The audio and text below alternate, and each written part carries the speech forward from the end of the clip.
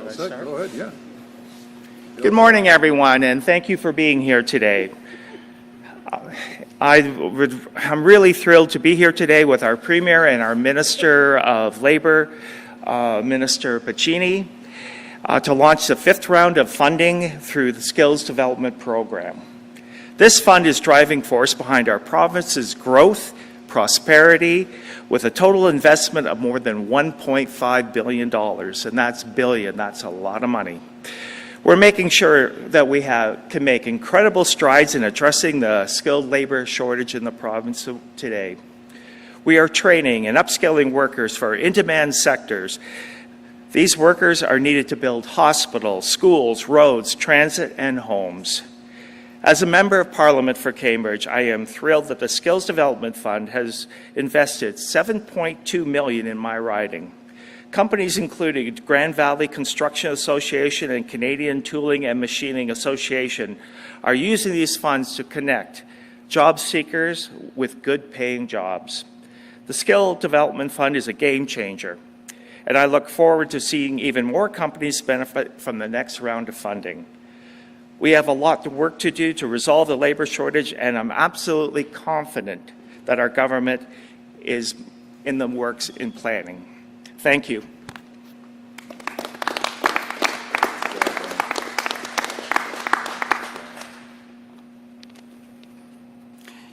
Good morning, everyone. Premier Ford, Minister Piccini, and MPP Brian Riddle. On behalf of the Canadian Tooling and Machining Association and our program partners, I would like to thank everybody for being with us here today. My name is Robert Cattle. I'm the Executive Director of the CTMA, and I'd like to take a minute to explain our program to you. We believe that during your career, you learn the most at work, where businesses train people every day, whether it be here on the shop floor, in the design department, or in the HR office. Companies rely on their most senior, productive employees to transfer their skills and knowledge to new employees or upskill existing ones, and this comes at a cost.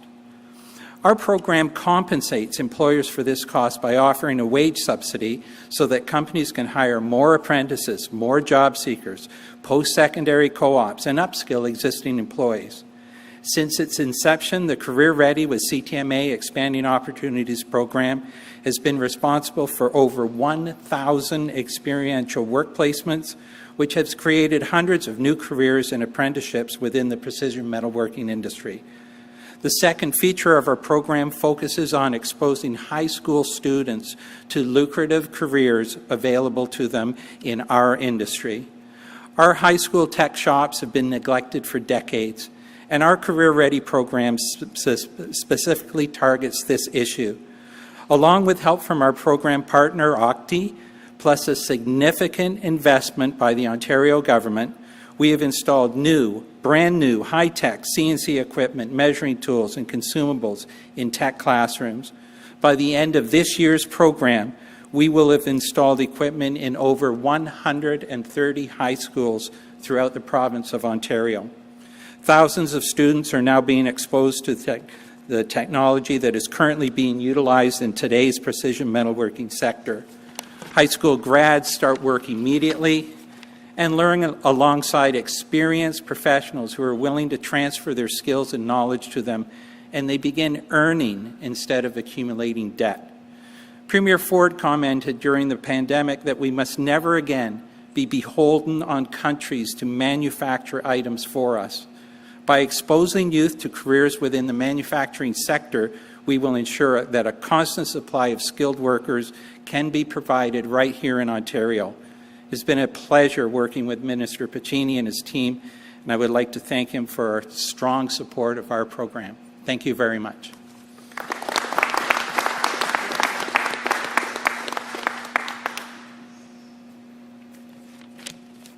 Good morning, everyone. My name is Ian DeWard. I'm the Ontario Director for the CLAC, the Christian Labour Association of Canada.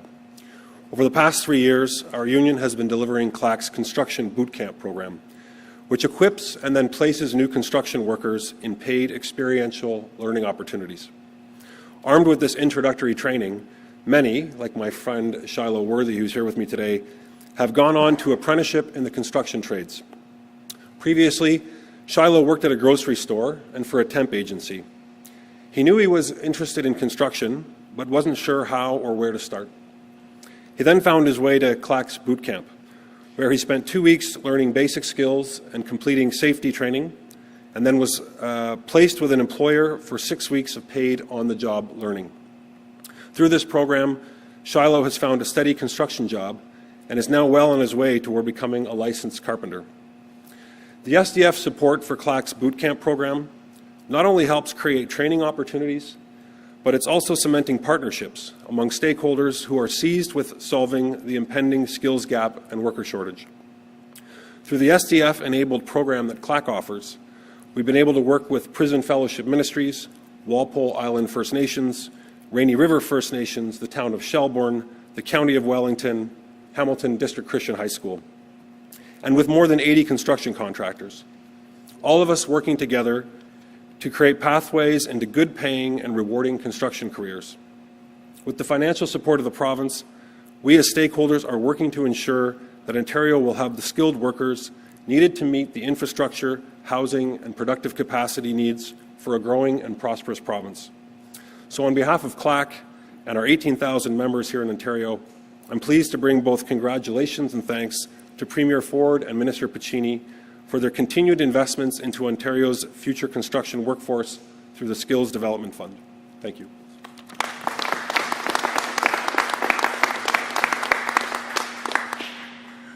Good morning, everyone. My name is Jeff McIntyre. I'm the president of the Grand Valley Construction Association. And to Premier Ford and Minister Piccini, thank you so much on behalf of an industry that needs a lot of people. Construction industry, no question about it, is depleted, and there's a lot of opportunities coming our way. And often I'll get a call. I've had some discussions with potentially a minister of immigration federally and say, how many employees do you need? And I always say 10,000. And they go, we'll get you them. And my first question back to them is, cool, where are they going to live? We have a housing crisis, and there's a lot of things that are going on right now. So we talked about what would better look like as Grand Valley is celebrating its 50th year this year. We were trying to say, what would better look like?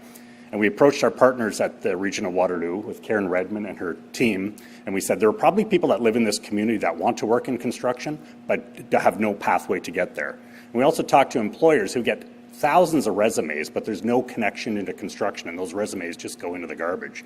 So we thought about this, and we created a program called Path to Employment. And the path to employment is working with our regional partners, finding those people that already live in our community. We don't have to move them here. They're here now, but they haven't been able to gain employment. We train them for 5 weeks. We give them full PPE, head to toe, and then we give them a 4-week paid placement. And it's incredible the impact it had. Our first cohort had 21 people. 16 of them are working now, and 12 of them have been offered full-time employment. These are construction jobs that pay over $50,000 a year. It's incredible the impact that it's having. Through this program, it's transformational, and it's rerouting the lives of these individuals, which is incredible. Our second cohort started this morning. We have 25 individuals in the office, and 13 of them are women. This is incredible as well. We need more women in construction, and this is a tool for us to do that. So we match and curate the individuals between the employment opportunity, all the skill sets, and suddenly now they're not unknown entities. They have experience, and it moves through. Mr. Premier, Mr. Minister, I hope you get a chance to meet some of these individuals someday so they can thank you, but I also would like the ability for you to thank them for the contribution that they're going to make to building our community going forward. So I have a minute, not even, but I'd like you, through the media, I'd like to talk about these people. I'm not going to do it, but ask me about McHale, who on Friday was offered a full-time job. Ask me about Ainsley, who never thought about a career in construction, and this morning called us at 8 o'clock this morning to say she's gainfully employed, full-time position.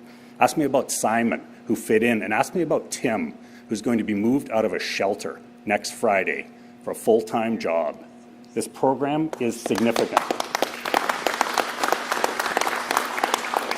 So we can't thank you enough for their dedication, and most importantly, you've given us through the fund a roadmap to create a model that maybe we can do it without SDF funding. We're going to take the funding, don't get me wrong.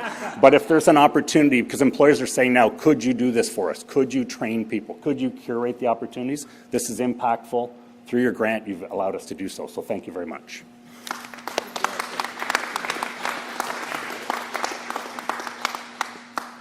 Wow, thank you, Jeff. I really hope you do get a question about Tim.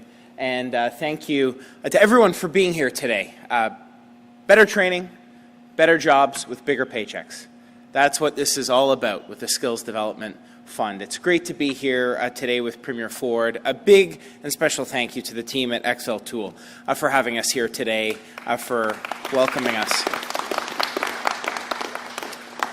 To Rob, Jeff, Ian, and the entire team, I want to thank you for working in partnership with us. Good politics and good policy is a two-way street. Thank you for always challenging us and for working with us for the people we serve. And to my colleagues, Brian, for your words, Mike, who's unable to be here today, but Will, Jess, and this entire area. These are the strong voices who are on the ground, listening to their constituents, understand the need for better training in their communities, and I can't thank you all enough for your tireless leadership and working with us. These are phenomenal representatives for this community who work in partnership with incredible municipal leaders who are here with us today. Thank you for standing with us, for working with the Government of Ontario for this remarkable fund. You know, under the leadership of Premier Ford, we're growing Ontario's economy and revving up our most productive sectors like manufacturing, like construction. And we all saw during the pandemic, I mean, to think, fun fact for you, that at the beginning of the pandemic, 0% of our PPE was manufactured here in Ontario. Today, I think it's 90%, Premier, today in Ontario.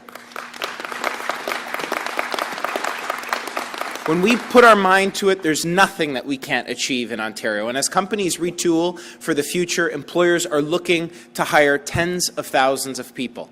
And we have the people looking for jobs. But not enough workers have the skills and training that companies need for these new jobs. That's why we launched the Skills Development Fund. It's a targeted, practical, and effective program to make sure you have the skills and training to be ready for work from day one on the job, and to get connected with the employers who need you. That's why I'm pleased to announce that right here in Kitchener, our government is partnering with these organizations you see here today to train nearly 3,300 workers in manufacturing and construction.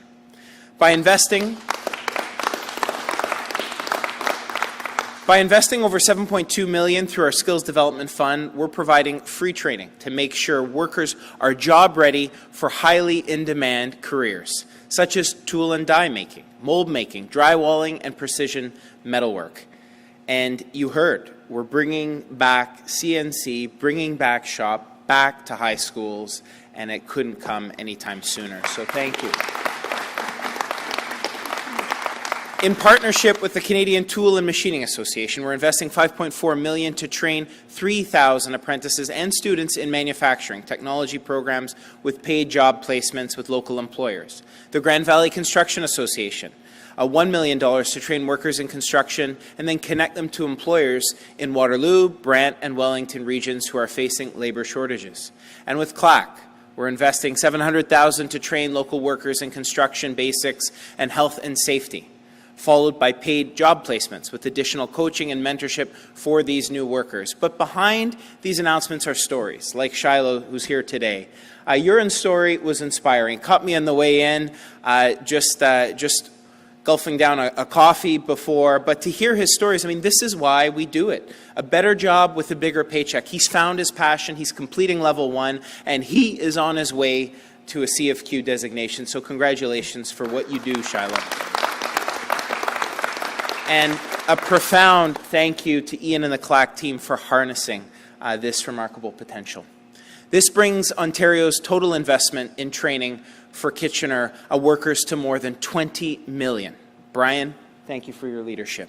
Since we launched our Skills Development Fund 3 years ago, we've trained over 92,000 manufacturing workers, over 60,000 construction workers, and over 36,000 PSW and healthcare workers.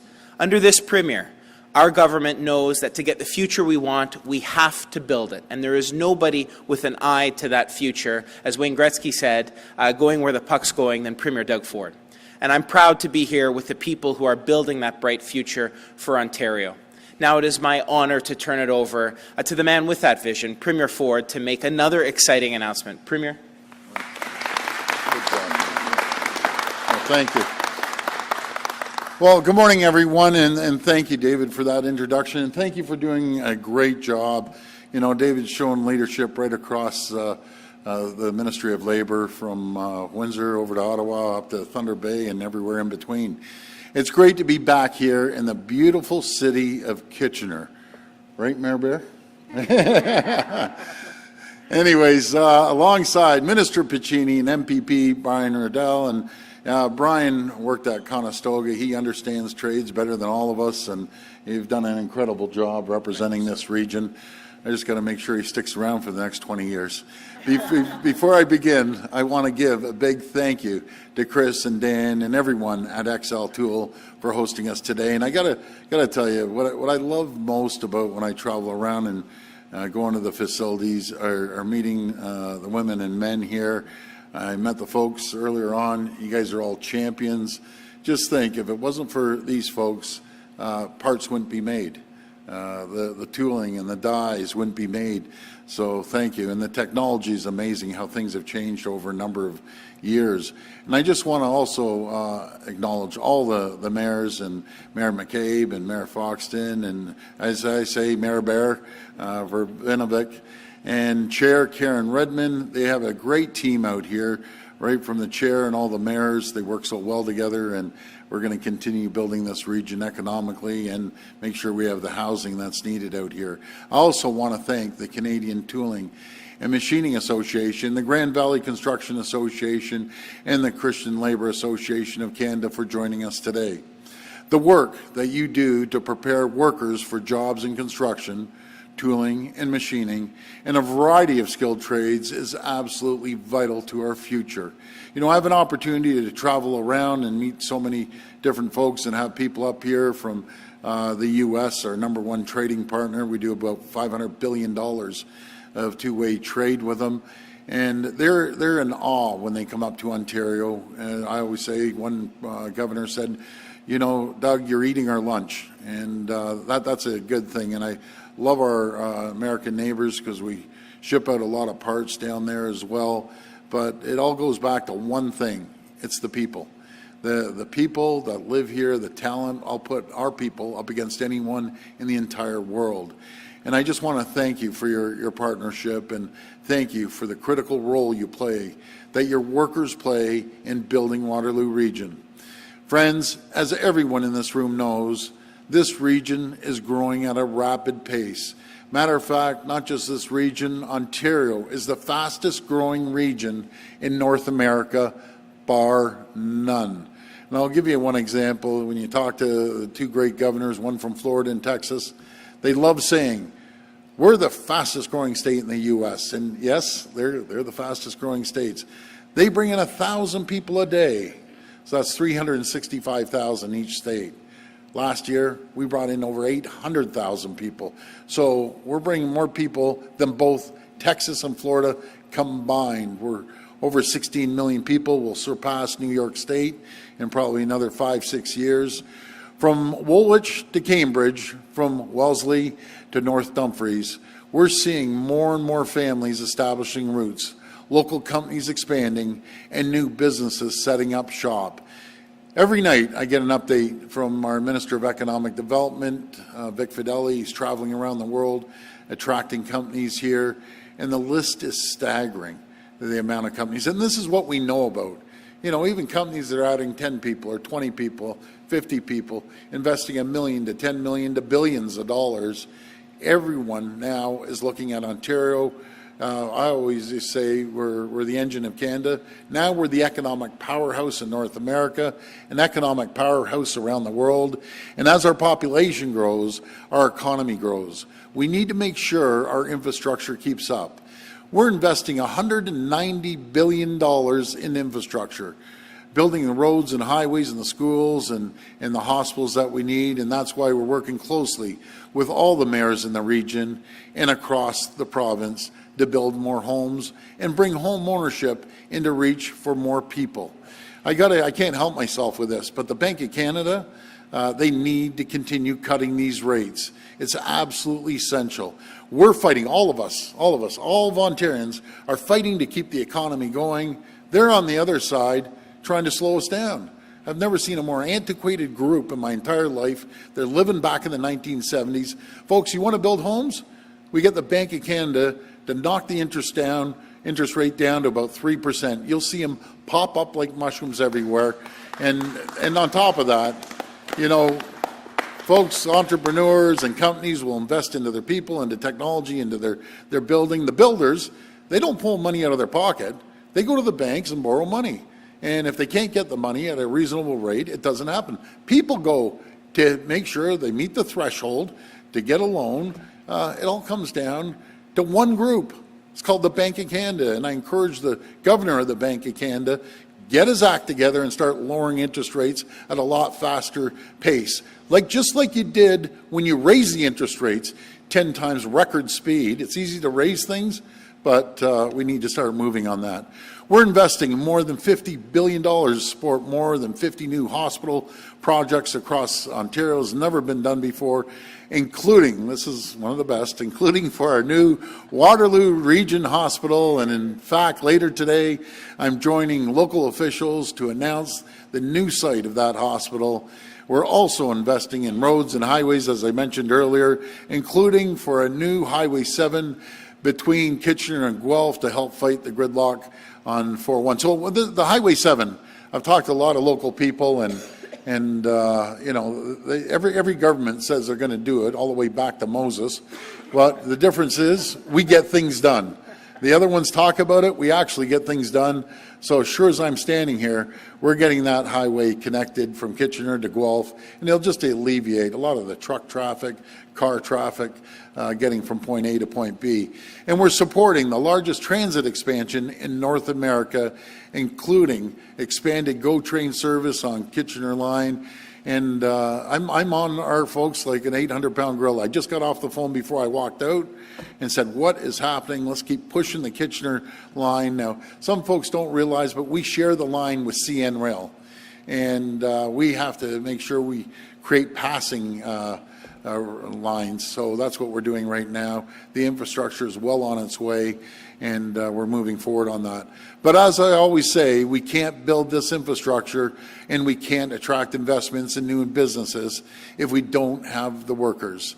That's why, since 2021, our government has invested nearly $1.4 billion in our Skills Development Fund, working hand in hand with industry groups, labor unions, great associations like the ones we have here today. And I want to thank each and every one of you for doing the incredible job that you do, and our cities and municipalities. We can't get Ontario built without the cooperation and the collaboration with 444 municipalities. And I just want to, again, thank the mayors and the chair of the region.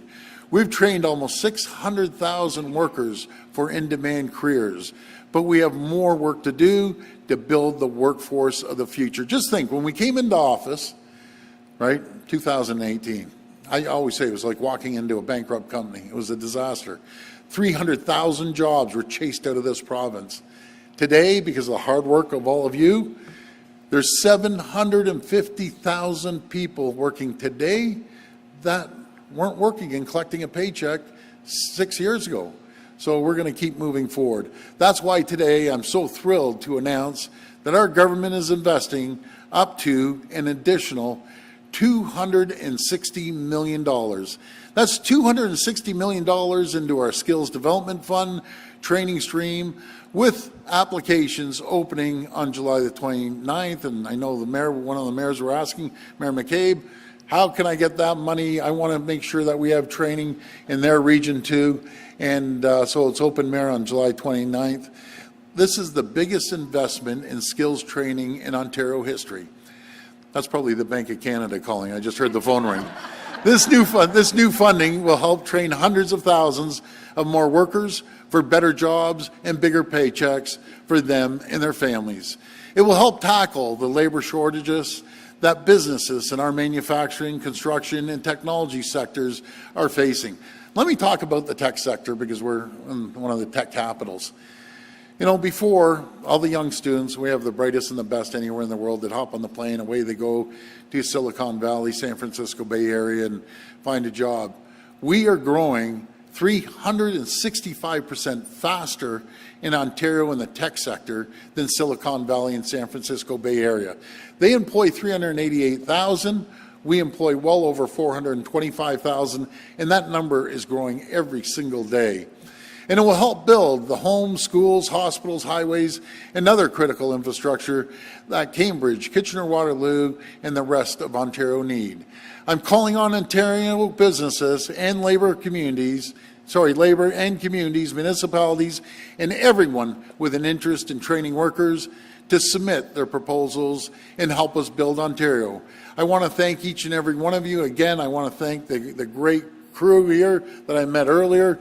Keep going, guys. Don't stop. And may God bless the people of Ontario. Thank you so much.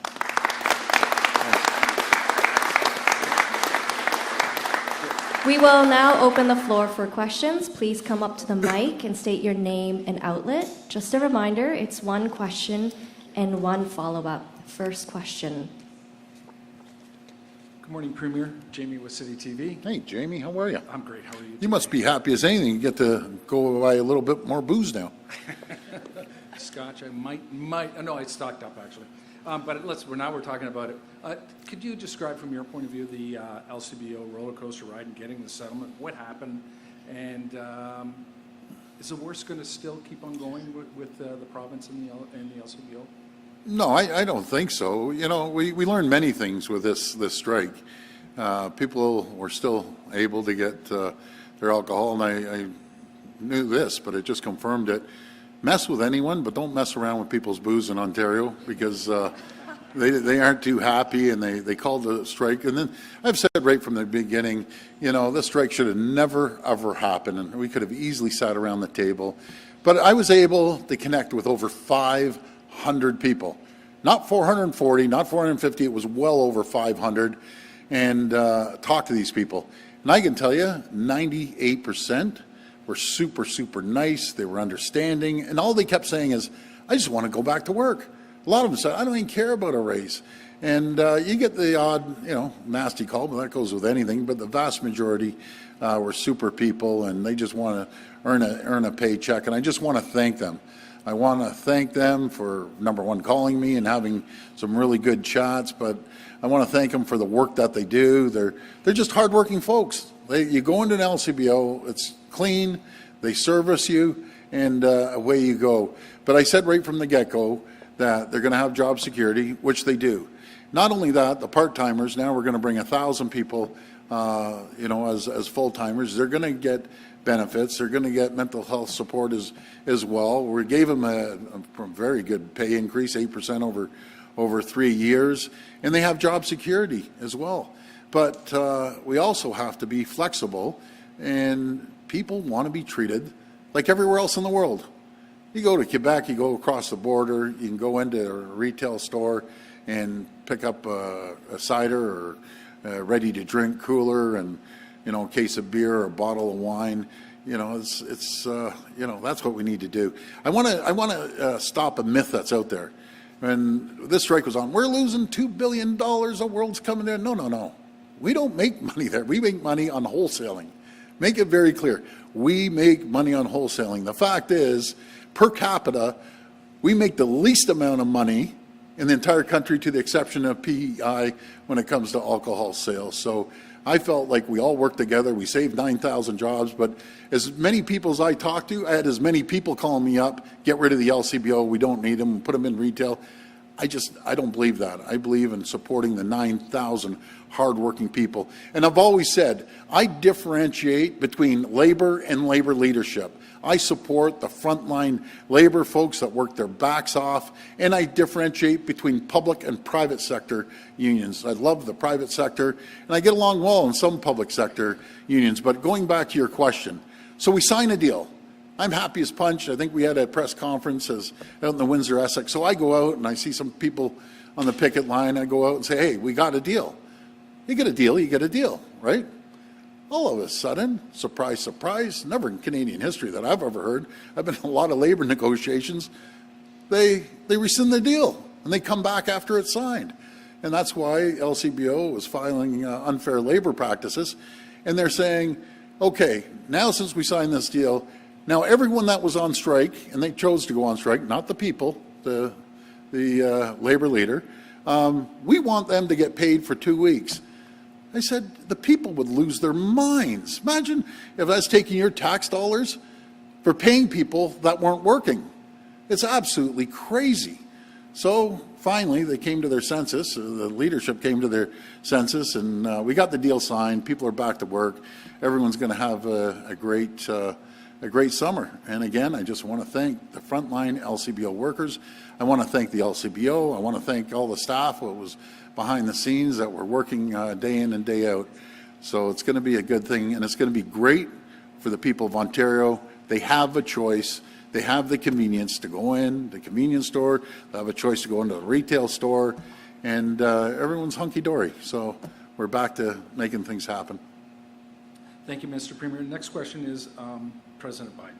Stepping down, first of all, your thoughts, but second of all, does this not reset the protectionism the states are a lot of political types are requiring or asking for? Yeah, well, first of all, I want to thank President Biden for serving the people for 50 years. It's not easy. And it was pretty evident to everyone. It was time for him to move on. And, I felt sorry for him during the debate. It was almost like, even President Trump, he's a tough dude, but he looked at him like, please, throw in the towel. Let's move on. So they're moving on now. They have the vice president running for the nomination. But I don't care who it is, if it's the Democrats or Republicans. We went through this with President Trump last time, putting tariffs on everything. And once he found out that we're the third largest trading partner in the world, Ontario alone, and I got to give credit to the federal government. They sent me down there to talk to Lighthizer. He's kind of the brains of the operation that was doing this deal. And they put tariffs on for a little bit, and then I went back and told the feds, we need to tariff every single thing that comes through the U.S. And sure enough, what happened in 3 weeks? They pulled the tariffs off. The message to our American friends, we're your ally. We aren't your enemy. We're stronger together. And I'm first to admit, I'm probably the worst culprit. I'm out there, buy Ontario, buy Canadian, and they're down there, buy U.S. But we're so interconnected. We're instrumental in 9 million jobs in the U.S. We're the #1 customer to 17 states. We're #2 to 13 other states. So we are an economic powerhouse. They also need a couple things off us. They need quite a few things off us. One they need is our energy. As we expand our energy portfolio, expand our nuclear, clean, green, reliable energy, and they're going to need it. New York needs energy down in Pennsylvania, Ohio, but people don't realize, as we stand right now, our grid, we can deliver energy as far south as Florida. That's pretty staggering. So we're a nuclear powerhouse in around the world. We have the brightest people in delivering reasonable, cost-effective energy. We're going to build on that, but we're going to build on all forms of energy as well. So we have extra energy. We're shipping it down the U.S. And these big data centers, they suck energy like you've never seen before. So we will be an energy powerhouse. The other thing that they need, that we have, is critical minerals. China has 90% of the nickel cornered around the world. The U.S. military wants our critical minerals to build their weapons. They're our closest ally, and we have no problem working with them. But auto parts, as you know, go back and forth across the border 8 times in a lot of cases to get assembled down the street at Toyota or other auto manufacturers. We're now a world leader when it comes to the EV assembly and production of batteries here in North America. The investments are $43 billion of investment that we have seen over the last 3 years come to Ontario. And I always say government doesn't create jobs or we're all in trouble. We create the environment and conditions for companies to come here and thrive and prosper and grow. And then the people that work there thrive, prosper and grow. And that's what they've done. And I just want to thank everyone here, because I think you support the nuclear sector, you support the auto sector, and there's just reciprocal jobs all the way down the road. So I'm looking forward to whoever is president. We need to go down there and talk to him and tell him what an important partner we are. And the new slogan is Buy North America, because it's us versus over in Europe, over South America, over in Asia. and we need to stick together. Thank you. Next question. Hi, Premier. Mark Douglas, City News Hey, Mark. 570. Hi. Just to go back to what you were mentioning before about the LCBO, you say the money is made in the wholesale side. That's right. The ready-to-drink beverages, some of the best sellers at LCBO retail, those are going into private sector now. So just to go back to something you mentioned before, why is there a future for the LCBO retail locations in Ontario? The best products are out the door and money is being made elsewhere. Actually, I just got to correct you. It's not out the door. Ready to drink makes up about 9% of LCBO sales. They can't even keep ready to drink on the shelves. So we can see that market growing within the LCBO. We also see new regions popping up across Ontario because of the investments of these companies. And just one example, St. Thomas.